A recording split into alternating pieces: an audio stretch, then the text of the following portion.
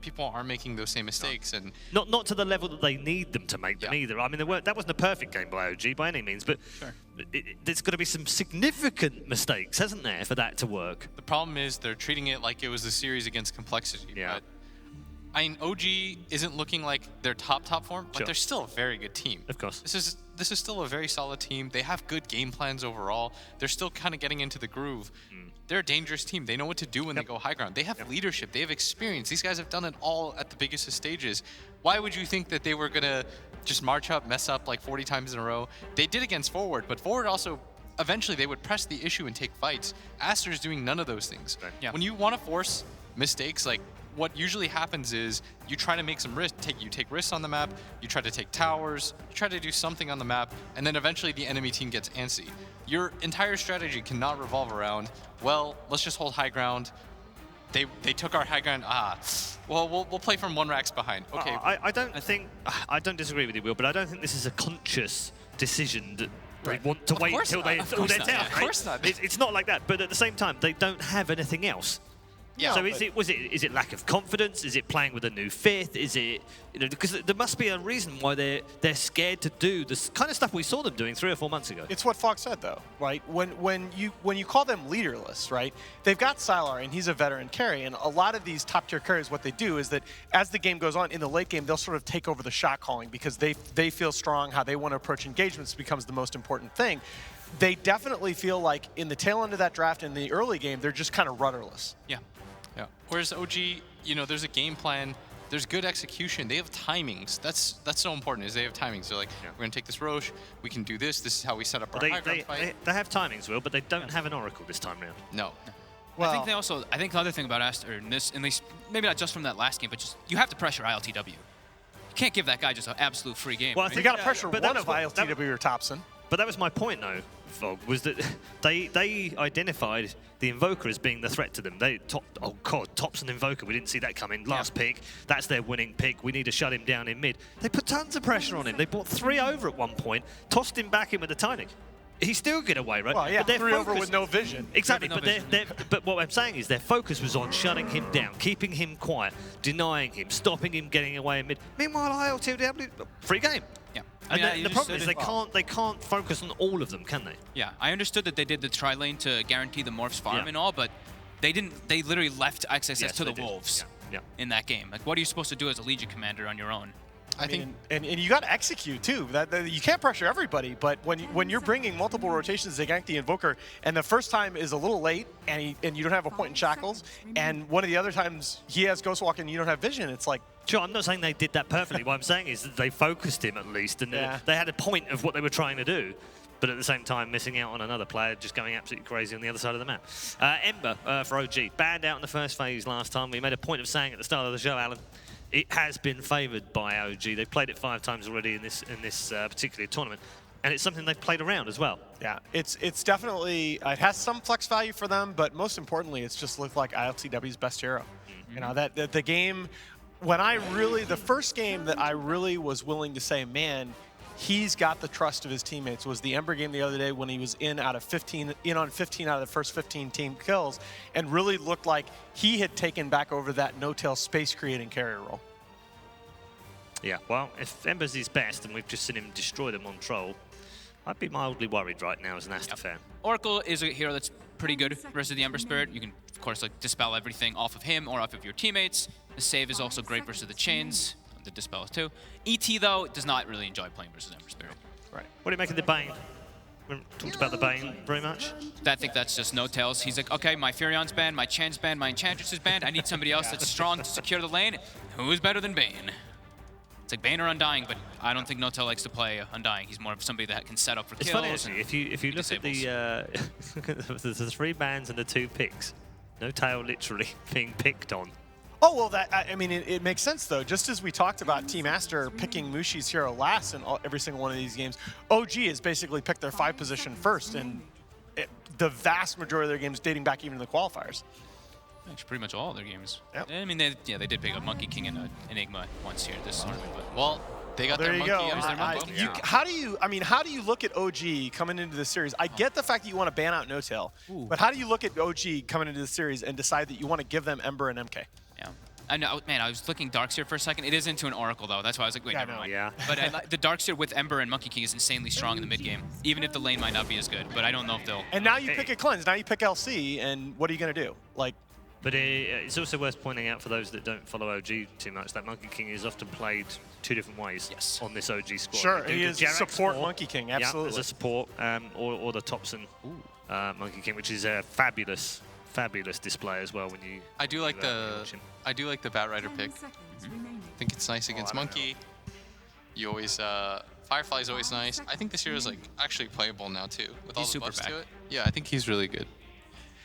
But it just makes me nervous because you have the LC counter pick. I mean, Abaddon's probably not a hero anymore, but you have these cleanse counter picks out there. Could pick Omni, but the thing is there's an Oracle who can dispel, but Heavenly Grace dispels. Like, It's true. it's a strong dispel. Dispels Lasso. Aster have played 2 back games so far in this tournament. 1-1, lost 1. Thing is, you are into an Oracle, so... Now, the other variable, though, you talk about Jerax as support Monkey, the turning point in the tournament for Aster was actually Bobica support Bat Rider. Now, you don't necessarily think of that here because you think of Oracle and Elder Titan are probably your shoe supports, but... Yeah. Okay, so they get the Beastmaster instead. Okay. So, is there a Tiny left in the pool? There is. I think you have to ban out the Tiny if you're Aster. Just because of the abuse. The Hawk tossing onto the high ground. Beastmaster just gets an absolute free lane. Yeah, both the times they played it here, the Bat Rider has been on Boboka. They've won 1 and lost 1. Okay. And I was questioning like the whole toss onto the Hawk on the high ground, and then they picked Magnus and they just had Magnus skewer on the high ground. Yeah, exactly. Just about you get so much out of your offlane. Like that's a hero I thought we might see more of at this event. Truthfully, it's the first Beastmaster for OG at ESL One Katowice as well. Interesting. And again, leaving Jerax's hero last. Yep. This time around, and I think it's because you're starting to see like why they do it. They'll do it in situations where if they can get the Ember or the MK, they just don't care. They'll just take them anyways. Yeah. Then They do have the option though, Will, of switching up and giving that Monkey King to Jerax. Yep. Sure. And giving Thompson the last pick. But I think the Tiny pick is if Aster doesn't ban it, it's just something they abuse mightily. I agree. Lycan's a hero that, like you were mentioning, I thought we were going to see a lot more, but I thought we'd see it with summons, like summon lineups, because your Howl is insane now because it affects everybody. It affects everybody and their summons. It gives so much attack speed and armor and HP regen. It's pretty ridiculous ability that I think is going to be experimented with more. I'd like to see OG. I'd like to see Jerax anyways play something that can clear creeps. I think right now. I just want him to be a little bit greedier since he's got the Bane. Some sort of like team fight disable would be nice too. They have really good initiation on their team already. Besides Tiny, what can you think of that does Tiny that? and Nyx for me. Nyx? Okay. Nyx isn't the best wave clear, but it's going to be able to find the Oracle, and it's amazing versus Bat Rider. Yeah, absolutely. That's probably one I think of the it's pretty best good against ET too, right? I think it's pretty good against Elder Titan It is. You have free carapaces to stop his combo. too. Absolutely. Is there anything stopping OG picking the Tiny last? No, that's what we're. That's that's what I'm saying. I just can't see if they don't ban it. I like- can't see another hero. Yeah, Tiny or Nyx. That's for me for You know, and Aster. I guess we got to talk about Aster's 5th pick. Do they turn around and go for the OD that we felt that they should go for last game? I feel like he gets controlled up pretty hard. Not sure though.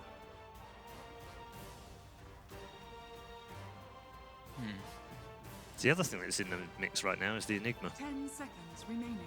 And this is a Jerax Enigma, by the way. 5 seconds. Yeah. They don't play it the same way as other teams in the offlane. I feel like they have the control to play against an Enigma. do? It's something they've liked comboing with the Beast and the Ember in the past as well. It's true. Well, what do you think for Mushi here? You want a Puck and SF, OD. I want someone that can make moves with Bat Rider. How do they kill heroes with Lasso right now? It's like Oracle's running around with the Lasso, and you're the one who's trying to kill people. I want him to have like a killer. I'm not sure what it may be. I think you need something with reach.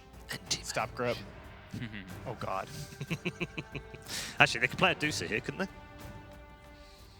I do not like that after the problems that you had in the last game. Yeah. I just don't want them to get run over again and just lose in Exactly. 20 minutes. Yeah. Actually, Yeah. kind of like Puck. No, I Puck. He's played a Puck lot and of Puck, Burn hasn't he? now. I mean, Mushi and Puck. Pretty good combo. Could maybe... Pugna synergizes with the Lycan to push, gives them their damage, but... I feel like he just gets... I saw the Pugna the other day too, and it was rough. Yeah, it was rough, wasn't it? They banned the Tiny here, surely. No, they banned the I mean, Troll. maybe if you look at how Mushi's been building his Pugna, though, Mushi's been building his Pugna like really utility, like Aether, like Aeon pretty early, Aether. That seems a strange ban. They're convinced that it's Jarex on the Yeah, troll. they are, yeah. You mean on the monkey? Ah, yeah, Yeah, sorry. Yeah, like, that's yeah. why that's why they banned the Troll. They think the monkey is a JRX 4, yeah. 10 seconds remaining. But ILTW would almost certainly play the Ember. They are out of time. Oh yeah, I just feel like, I mean, I'm gonna talk about this the whole time, and they're not gonna pick it. But I feel like Tiny is just game ruining for OG. Like, they just destroy Yeah. Yep. Aster's I love lanes. both. Yeah. Tiny or next for OG, that's... Yeah. Like, this is a lineup they've played. If you add Nyx Tiny is, to yeah, that Nyx OG is just lineup, as good. Nyx is just as good. You don't get the toss back, but it screws with the heroes more, and it screws with Aster's heroes more in those mid game team fights. Ah, so okay, there's there's a killer. DP, bit of range. Works with Lycan as well. Yeah. You've got that combo now. And you've got Oracle DP, which is one of the stronger like kind of combos, of course. You can even go for like these blink daggers and stuff on the DP with Oracle, which is pretty nice. I don't know though. This is where if DP hates physical burst, and whether or not it's... She's got to save though. Yeah, she does have a save in the Oracle. 10 seconds That's true. remaining. Howl also makes you pretty strong. Every little, like, even the Howl on the Death Prophet is quite significant. The HP Okay. regen and everything. Yeah, they got rid of this day-night split thing, so it's equally strong. Yeah. It's armor, HP regen, right? It gives a lot. Final pick of our second draft is OG's. I think I like the Nyx more now, but Yeah, I do it's too. different. It's like the Tiny's better for the lane, but the Nyx is better for the overall game. And I think you can hunt DP with Nyx. I mean, even with the save. That is Yeah, not that what was I thought we not would see. bad either. Choose your hero. Is that Core Phoenix? No, I think that's... I think that's JRX Phoenix. I Okay. did not see that one coming. Do you think that is Core Phoenix, guys? I don't think so. Okay. We'll have to find out whether it's Thompson or Jarax on the Monkey King or the Phoenix, but they've got the option should they want to choose it between those two. Interesting draft, Alan. Very strategical this time round. Interesting draft, but there are not that many drafts where I would have felt comfortable going with Aster after that last game. Yeah. I'll have to pick OG. Okay. Can they not? What was their? I blanked on like all the 5 heroes of Aster right now. Do they have any decent? Who's their egg hitters?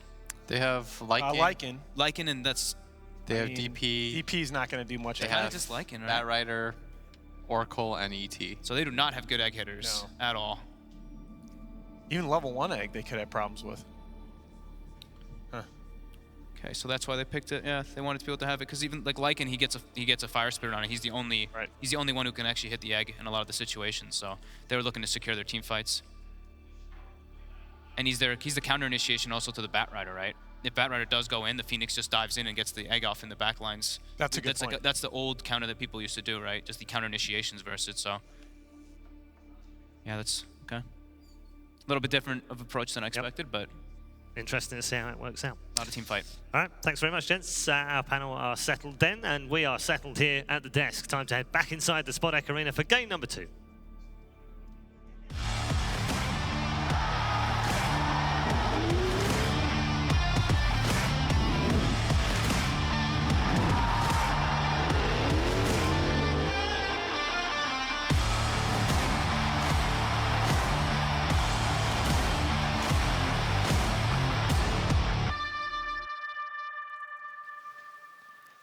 That's right, we're back in the arena and we are getting into Series 2 OG.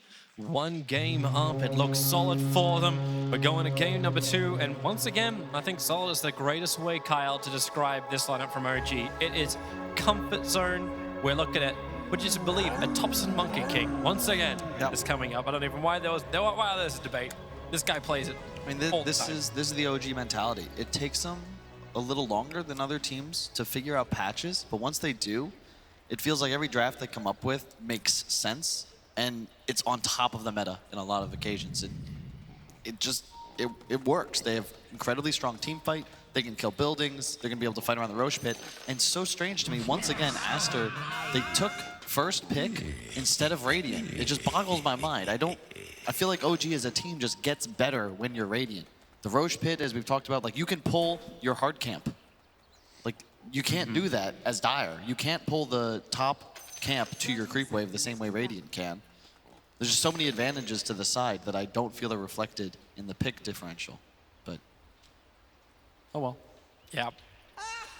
I'm a little interested to see like exactly how Aster do approach this. As you said, they're on the Dire side, but they're the ones who have to fight forward. Next SS is already looking to get involved on the bottom lane, working with Fenrir and Bobaka. And this is where the ET factor comes in. I never want to underestimate ET. That's something that Fogged always like throws in your mind, like, hey, this guy's actually potentially a good hero. And how is he meant to influence this bottom lane? Like, do you keep Fenrir down here, working with the Batrider? Do you protect Sylar? Lycan level 1, is he strong enough to stand in the lane against a harassing Phoenix and a Beastmaster? That's a good question. It's a strange choice too. Just I feel like Monkey King as a hero concept just counters everything Lycan wants to do. If he drops his ult, spawns all his creeps, tries to run at you, you just throw down the Wukongs and sit in it. You get tons of bonus armor, and all of a sudden all of Lycan's minions get hit. It's a very weird decision, but I think Aster realized like we've got to try something different, and they've went for more of this mid-game focused lineup that can actually pressure objectives a lot earlier. So they combo that with the DP, you know, the Bat ET combination, great pickoff, great scaling potential as well. You know, I don't want to repeat everything Fogg said about the ET hero, but it's quite good. It all still applies. That's the reason why Fogg says it. And Fenrir is trying to zone out Jirax on the top lane just by punching pretty hard into him, but it's making it difficult. Like it's 4-1 versus a 1-0 on the CS, the Beastmaster versus the Lycan. But then you've got to keep your eyes on this mid lane. Thompson's Monkey King. You want to see a quick way to find a kill. Mushi just slightly overcommits. He hasn't leveled up anything on number 2 yet. It's just a Spirit Siphon. Okay, now he does it. But he was just Crypt Swarming. He was just pushing the lane back and trying to keep the Monkey King away from him. Yeah, but he used a lot of mana to do that. You don't traditionally see mid players use that much. Jirax, smart TP out. He knows Fenrir can just chase him down. Fenrir was actually thinking twice. Notel on bottom lane, very, very low as well. Quick little searing chains, ensuring XSS will not be able to move further down to get that last attack, which would have killed Notel off. Yeah. The Oracle felt like it was one of the keys to the OG victory in the first game. If Aster going to take this, you're going to need a big performance because you can cleanse off the Fire Shield, you save people from the Grip and the Beastmaster Roar, you just dispel those abilities immediately. You can do a lot of work here as Bobaka, rather. It's strange, though most teams would be playing that 5, but Aster choose to put their 4-position player on the defensive support. I'm even loving the way Notel was being stalked by Bobaka. So Notel reveals himself for a moment. XSS got 5 sticky napalm stacks over on the Ember Spirit. You got the Sleight of Fist and Chains. 6 stacks, but Ember Spirit, he's just putting all this into his stick charges. And Notel finally comes back to the bottom lane, but he's using Brain Sap to try and get his life up, but having the Clarity Cancel is going to make that a little bit more difficult. Bobaka's just staying right on top of him, and here comes the Batrider. Doesn't want to go into the Firefly. Just holding back for the moment and just allowing the sticky napalm stack onto ILTW. Do not give him the space to get any level of CS. It's crazy. I think if he skilled Flame Break, he would have actually found a kill by now. Now, wow, Bobaka's in trouble. A Sleight of Fist searing chains. Yeah, I think Bobaka's actually dead. Sleight of Fist bouncing around through the Centaurs, but Notel's base attack at the end. He's been sitting on a bee stick of life, but that's a big enough stick to get a kill, and now a potential denial out to the small camp. XSS trying to wait for the right time. He will be able to get the rebuttal. And Oracle's already straight back onto that bottom lane. This is pretty early, but he does feed over that first blood. Yeah, relatively even once again. The mid matchup heavily favoring Thompson for now. I point to the decision from Mushi just to expend so much mana on the opening wave. He used 4 nukes on the first 2 creep waves. So he hasn't really had mana to spam out on Thompson. And he's just funneling mangoes to himself, but Thompson had to buy an extra salve, but he should have more net worth as he's just had to buy less regen overall. And they're actually separated by about 200, and with the consumption of the mango, you're actually making that 300 to 400. There is a creep wave pushing under. Yeah, but now he gets look how Thompson just plays this. Straight underneath the tower, gets 4 stacks up. He doesn't have the Boundless Strike available, so Mushi also out of Spirit Siphon charges. Thompson's just going to solo down Mushi. Support was coming in from Aster, but it comes way too late. Boboka and XSS just not involved. You just said Boboka and XXS. The off lane just ran mid to watch Mushi die. There's nobody pressuring this ILTW Ember. And in the meantime, top Seb is dumpstering this Lycan with the assistance of Jerix. Seb is #1 net worth. He's 500 to 600 in front of Sylar in net worth. This is not looking good for Aster. You're gonna need some heavy rotations, but my concern with their lineup is you look at it, who actually makes the plays?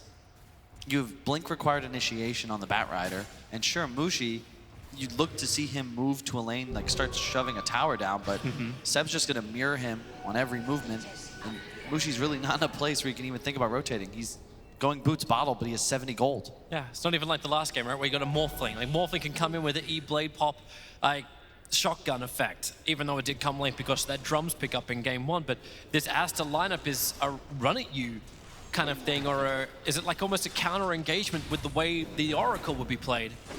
Thompson gonna find his own kill up on top. Fenrir into the stop, just gonna put Jirax to sleep, but Thompson already had the tick, finds the kill on Fenrir. Yeah, I like what Seb's chosen to do as well. Buys treads. Typically you'd see Beastmasters they just rush the item they want, right? But he's just trying to ensure that his laning phase goes as well as possible. Wants to keep towards mid again. Sylar. Thompson, he started over on Mushi. Notel's going to rotate in, and you know he wants to keep this fight going, but a lot of damage into Thompson, but it may still be enough to kill off Boboka, while Mushi just sits there in the nightmare that is this mid lane. Literally. Nice. Yeah, it's looking tough, and the concern I have with the Aster lineup is just that they have certain core necessities before they can actually look to make plays. You need an HOD on your Lycan, and he needs to be level 6 before he can really move lanes ever. Oh, now you have Haystream, you're just gonna dive again. God, Haystream means there's no running. He's got this is a no boots profit. Like maybe if you're running a Queen of Pain, you could jump away and you could be a little bit more diverse with your positioning, but against Monkey King, you with a Haystream, nah, you're dead. This is one of the more dominant mid performances I've seen in some time. It all started with the solo kill, and you know, if Mushi's upset about the rotations, Thompson's like, well man, you tried to gank me first. Fair's fair. And when you're a Death Prophet with no drains off cooldown, still waiting for that recharge, like you actually just don't have any survivability, especially against a hero as strong as MK with Jingu up. Fenrir is trying to stomp, he'll put Seb to sleep, but Jirax is doing all the rest of the work. He'll find the kill, he's been chipping away at this ET for a very long time. XSS is going to have to do something here, right? Like, the Batrider is the only one who's been having a really good lane, and he's only just about the net worth of the Lycan. You think of the trade-off, right? Like, he shut down the Ember is the start, but Ember's net worth is catching back up to the Lycan. It's not just that, but Ember isn't the one that's going to do structure damage. You're fine as ILTW going some phase drums build or phase maelstrom, and you just play aggro. You're going to just land stuns, be mobile. And Notel's also done a great job just consistently sleeping the Firefly of XXS, ensuring there's no damage output. And he's in trouble again on bottom. He actually gets Mushi to TP down to the bottom lane. He looked towards ILTW. Is there a control? There is. The lasso is out. The Ember Spirit will die. Meanwhile, up on top, you got Jirax beginning his run. A quick little jump away. Of course, that Fortune's End will follow him. But not enough damage to find the kill. They're going to shrine up bottom.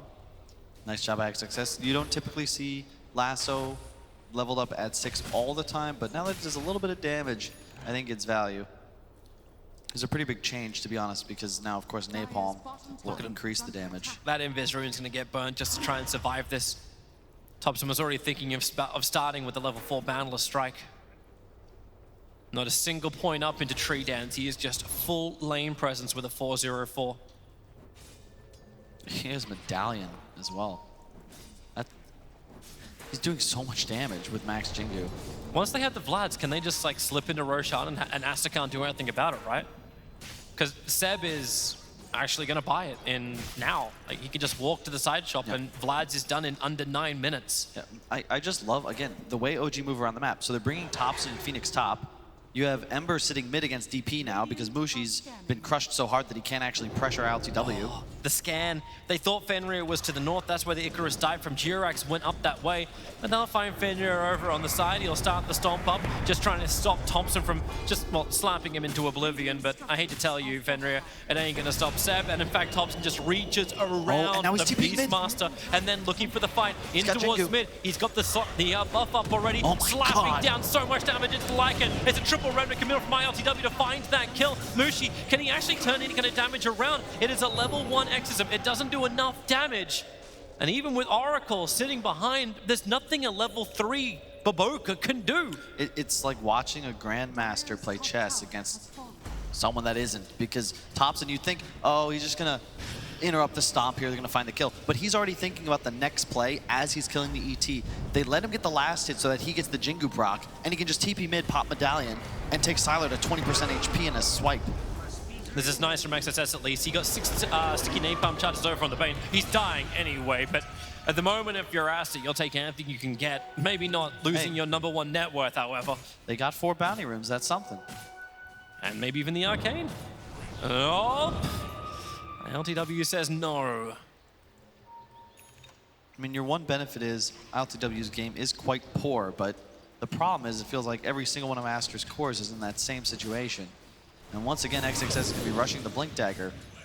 You're in that same conundrum. Like, it's not going to increase his ability to stay in lanes. It's going to be about his rotations. But both of the cores he'd be finding kills with require the usage of huge ultimates to actually have the damage to find kills on mobile cores, specifically like Ember Spirit, who you gotta figure is gonna be your target here. And it's not like you got a support that will bring the burst damage to find the kill. Like, exactly. Like if you had a Lion on your side, maybe this would be even more of a good reason. But OG understand that Aster cannot fight for the moment, so they smoke up again. 3 heroes on the bottom. Seb is the one forcing in the lane. This will force some kind of opening. At the same time, they're looking at the Batrider. Water's planted down. You've already got your Wukong command and your Fiend's Grip to ensure XSS is delayed once again on this Blink Dagger. Again, the next move. He's going to TP top. He's got Jingu up. He'll run onto the ward, but he still might find Fenrir or Baboka. I think he did. Jumps into the trees. Yeah, he knows exactly where he is, but have to start again.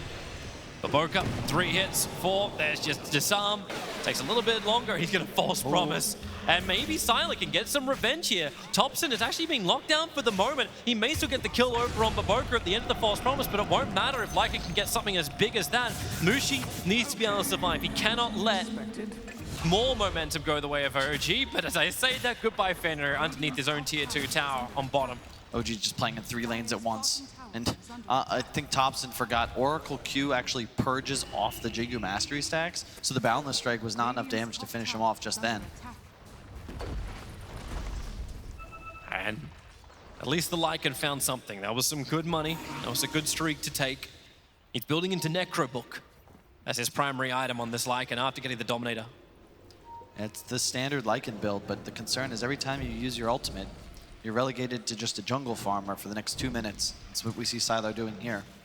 They've had no tower damage to speak of, really. They've buttered up the side lanes. Mid is quite low, but if you want to make plays, it requires you to blow big cooldowns. And checking out the heat map, you can even see Siler just really not able to get involved in this game just yet. And their draft is supposed to peak around this timing, that mid game. Find a tower, move to Roche. Utilize these big abilities for structures. Yeah, but it's just not happening. Thompson again getting aggressive in the mid. As only have to charge away. Mushi really wants this fight, and he won't. No, really? Not enough damage into the mischief, and Monkey King will survive. And OG's just playing this game so fast. They smoke immediately as well. I believe this will be a warding mission from No-Tail. He's just got the 1. The bird as well to scout out high ground to ensure he'll be able to place this ward undetected. He may be able to reach the Lycan. LTW is up here, and I'm looking at Ember Spirit walking around with a haste root in the bottle. It's just so cool because they smoke, and it just makes Aster smoke back at them, and there's no play really being made. OG? It's going to work. Blink up, lasso, already on the Ember Spirit. No-Tell looking to get his charge out. They're just splittering it up, but here comes your Sleight of Fist. Defensive Spirit jump back from my LTW. Siler has to go in to the Wolf Form to keep up with that hasted Ember Spirit. He'll be able to do so, for the rest of OG has now arrived at the front all the way to the tier 1 tower of OG, and Aster, they don't want to be there. Jirax jumps in, the perfect supernova, and the slap down from Thompson. The Wukong command's got 3 heroes caught inside of it. Fenrir will be able to walk off. But now, thanks to the fact that Jerk's out the Supernova, everything's off cooldown. They continue the chase over on Fenrir. Oracle and the ET supports have to be so sacrificial, and Thompson just watches. You know he did that on purpose, too. It's crazy. It's like he doesn't have to think as much as other people about his raw mechanics, so he's got the time to consider, you know, what do I do next? And what's the best way to psych out my opponent, whether that's a chat line usage, a leisurely rest in a treehouse. XSS. Right into the Roche pit. Stealing Roshan's with couriers have given him extra information. He's fireflying around it. Duration's not that long. Flamebreak jumps in, and they've already got it, and there's your grip. XSS is in a world of hurt. Thompson will take the Aegis to the Immortal, and the ET who just respawned in. Now, the stomp comes too late. You see ILTW actually running it into the pit because he was like, oh, I want that. He had cleared a spot, but Thompson apologizes because he's already picked it up. And can you blame him based on the net worth? He's going to have a Deso finished real soon, and you can see the way he's utilizing this hero, it's all around the Boundless Strike with the Jingu proc up, and he's been so active that even right here. Oh, Lycan.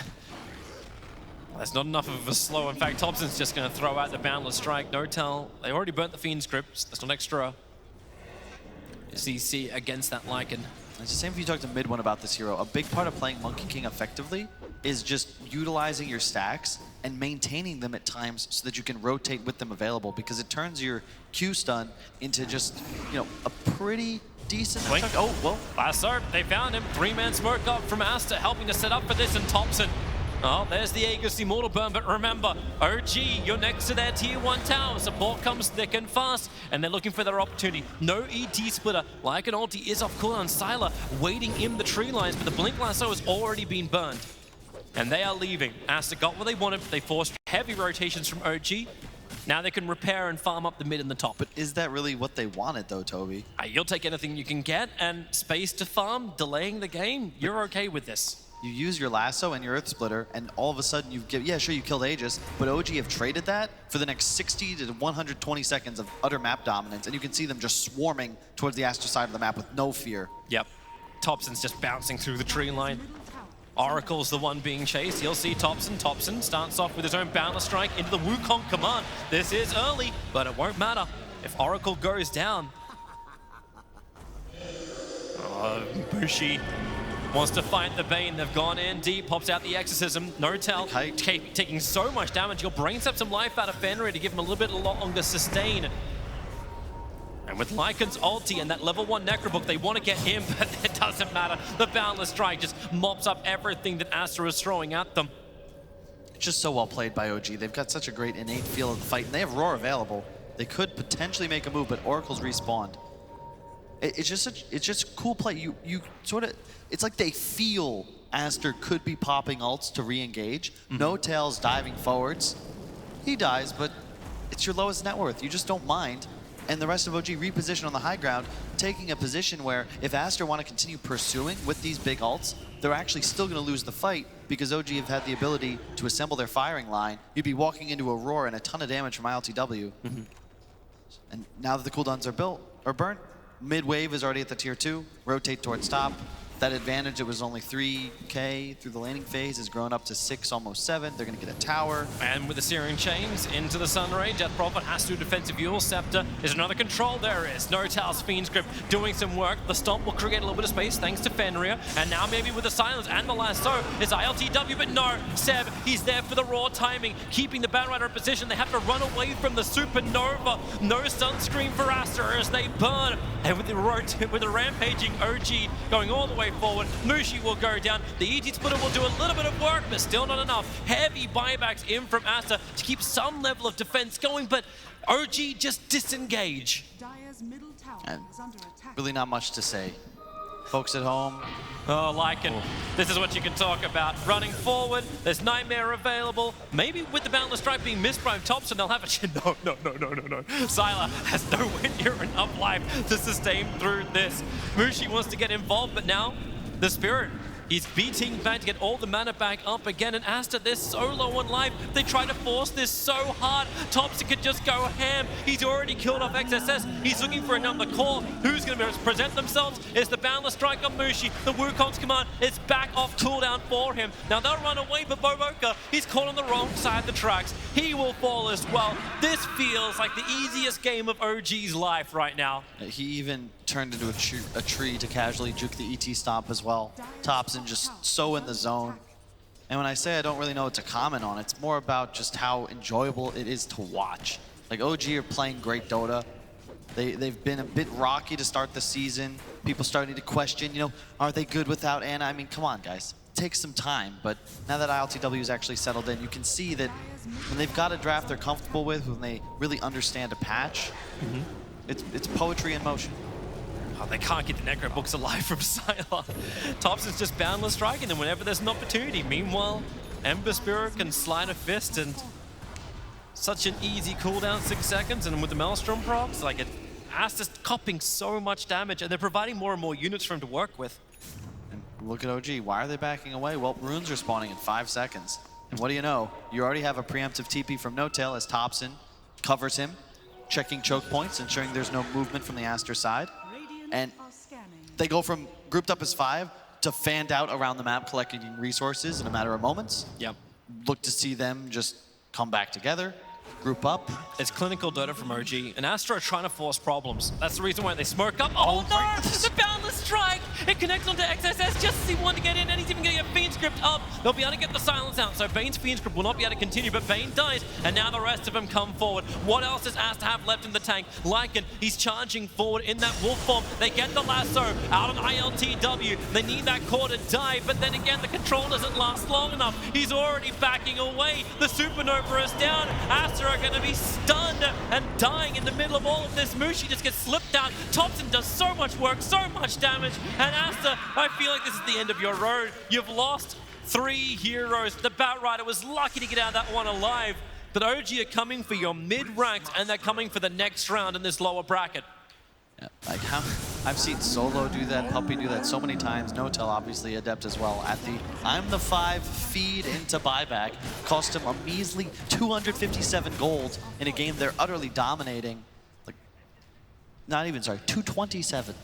For the price of just a set of sentry wards, you tank a bunch of spells for your squad. The Earth Spitter on cooldown as that fight engages. And I think you lose 2 racks here as Aster. They know you don't have any big spells up. Yep.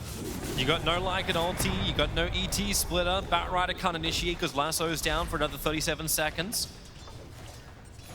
Oracle can't save you. I don't think I've actually seen a single time where it's like, hey, yeah, false promise, it's going to actually do something. He can't stand close enough. They just get the kills too quickly. Now the top lane can push. Lycan gets his level 3 Necro books, and this will be it for Aster. Like, they'll lose the bottom lane of racks. OG may pull back out 14 seconds before Batrider can initiate, but they're poking and prodding, waiting for some kind of opportunity if Aster want to present one.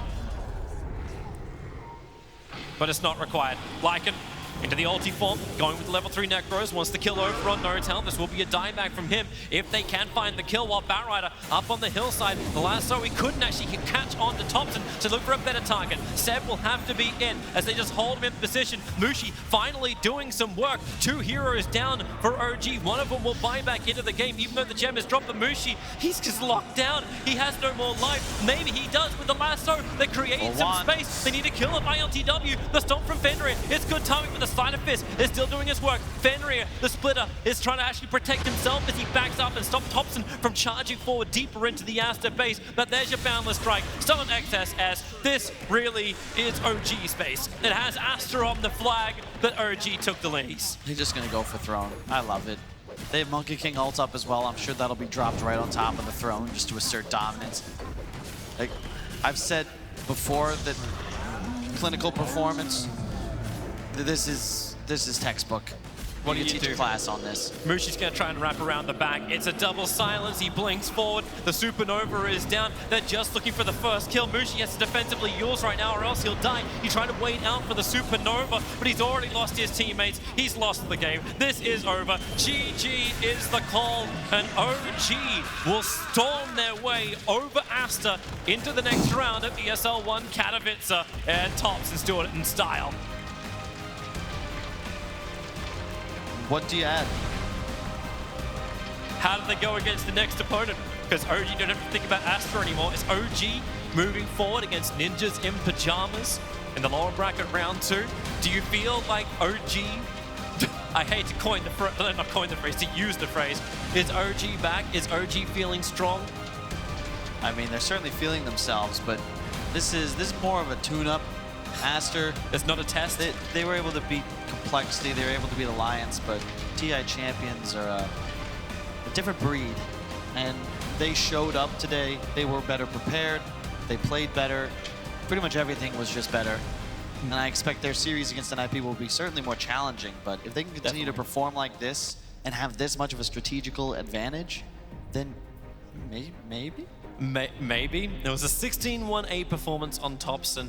Obviously, like, these numbers get massively inflated when you're up against a team that never fights back. Like, how many times do I hit a punching bag? But how many times can I actually hit a proper fighter? Like, this was just real, almost like a walk in the park, just go through the motions for OG. It was just a clinical performance from them. But at least it shows you, like, as you said, like, they're TPing back, they're looking for the bounty rings, they're looking for the right times. Like, OG is switched on. Yeah, a lot of Dota and being good consistently, and OG, if you think about consistent, outside of EG being third at everything, they're probably what you think of in the dictionary next to that phrase. And they do all the little things correctly every single game. They focus on objectives, they control the Roche pit, they think about using buybacks to trade out for spells in big engagements. Yeah. Easy. Yeah, it was wonderful for OG. Of course, we get to jump on board the stage with Eerie, who's standing there right there with Seb. Thank you very much. I am here with Seb and OG with a stellar performance. Give them a big hand, guys. Very nice. So Seb, okay, just for my question, one second. Let me just let's get some notes here. Just make sure I get the question. Notes are important.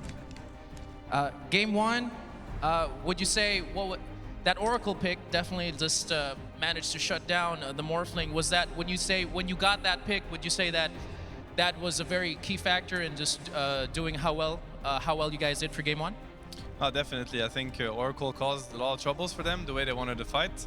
And I mean, Jarek's Oracle is also something else. And you could tell, like, at the end of the game or like the last fights, how horny they were on the Oracle kill. Like, they had to get him. They were really trying hard to get him, and it says a lot about how deadly the pick was for them.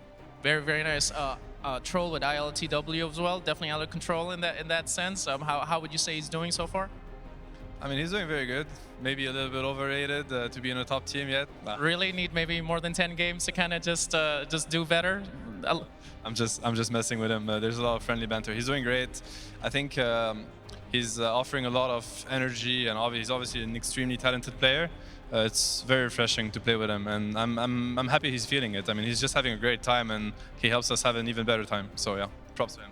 Very nice. And how are you guys gelling together over the months? I mean, of course, coming with the new pickup, how's everything feeling so far now, leading up to, of course, the playoffs? It keeps getting better. We had a very rough start to the season because we had a lot of rebuilding and work to do, but we're no strangers to that. So we just kept our cool, kept our patience, work, and it's starting to pay off. We're not where we want to be yet. We're going to keep working very hard, try to, just put on a good show, good Dota, and keep improving. We're very much looking forward to see how you guys move forward within the tournament. Very nice, Seb. Good luck. Congratulations on the win. Seb of OG, everyone.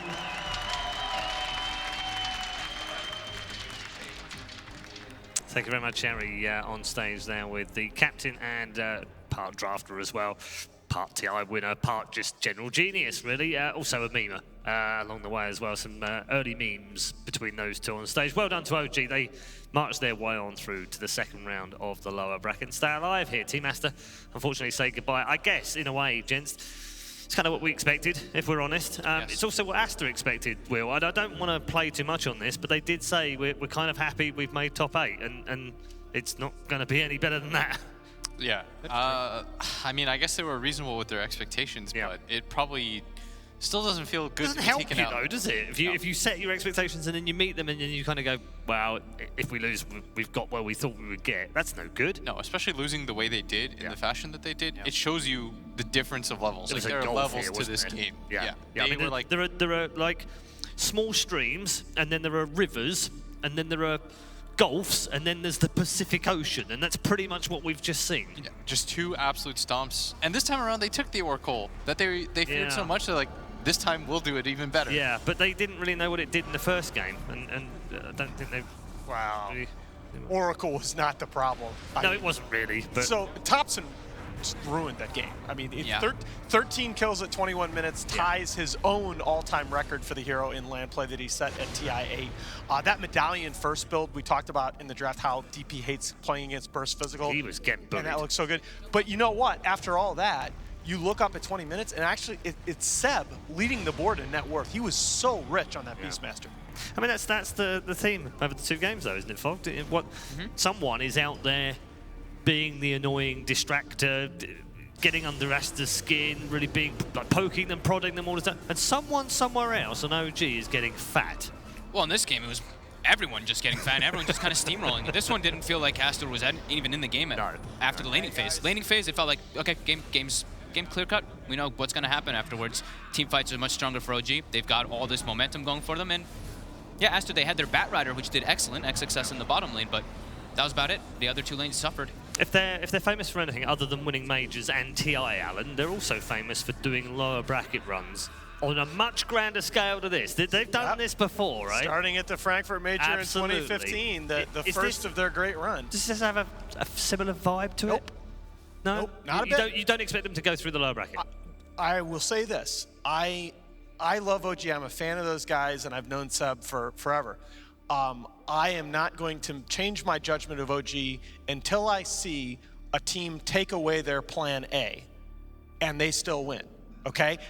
We know this team can win when the opposing team gives them their plan A, and that's what we saw in these 2 games. When they have their plan A, they are as dominant as any team in the world. But the minute they get that taken away from them, they're not the same team that I've seen the last couple of years. So I'm as hyped as anybody for OG after this series, but I need to see them adapt. Okay, I totally accept that, Will. That leads me on nicely to my last question of this particular segment. Why did Aster not focus on that? I have no idea. And the thing is, I think Aster right now, like Aster has bigger issues than trying to figure out OG strat. Aster has issues with like, we need to figure out what we're doing. Because in both games, in every game that I see them lose, it feels like their support duo is not playing together. Like they don't really know what the other person's doing. It feels like Fenrir and Paboka are just completely on different pages for what they're trying to accomplish. You saw that in this game, both of them under 200 GPM, no one really accomplishing anything. It doesn't feel like there's movement on the map. I feel like they have much bigger issues to solve than trying to handle like, oh, let's game plan for OG. It's like, well, what are we doing in the first place? You can't really look at your opponent when you don't really understand what your own game plan is. That's a fair point. That's a fair point, my friend. Thank you very much to all 3 of you.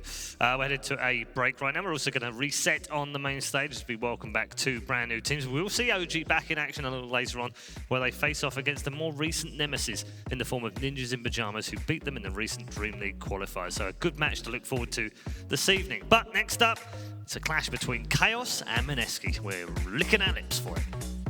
The last so we couldn't actually catch on to Thompson to look for a better target. Seb will have to be in as they just hold him in position. Mushi finally doing some work. 2 heroes down for OG. One of them will buy back into the game, even though the gem has dropped the Mushi. He's just locked down. He has no more life. Maybe he does with the lasso. They create some space. They need to kill him by LTW. The stop from Fenrir. It's good timing with the Slider Fist. It's still doing his work. Fenrir, the splitter, is trying to actually protect himself as he backs up and stops Thompson from charging forward deeper into the Aster base. But there's your Boundless Strike. Still an XSS. This really is OG's.